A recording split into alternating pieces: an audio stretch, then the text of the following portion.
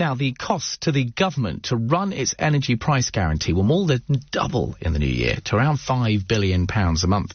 The regulator, Ofgem, has raised its price cap from January, but the decision will not affect how much consumers have to pay for gas and electricity.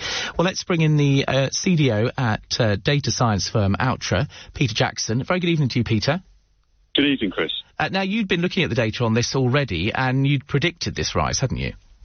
We predicted about 4 months ago we could see this coming, yep. And how did you get to those numbers?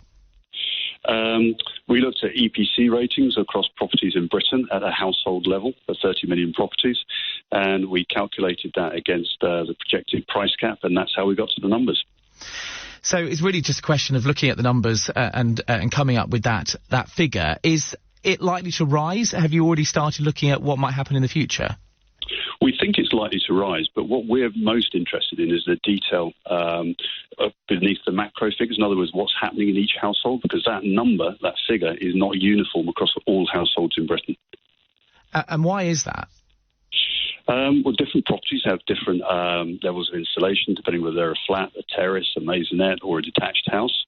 But also because their energy consumption is different. But then that vulnerability comes out in different ways for different households. So to get the true picture, as Ofgem was suggesting earlier in the week, is you have to understand the individual financial circumstances of each household. So there are some houses that are likely to not have such high bills because they're less expensive to heat. Indeed, yeah, there will be some that will face lower bills, but there'll be some that may, certainly face higher bills, yes. And talk me through how the picture is different around the country. Well, we were seeing that certainly in London was probably one of the places where it wasn't going to get the maximum or the highest level of bills. And there were other parts of the country, such as the southwest of England, that were going to be far higher because of the nature of the properties.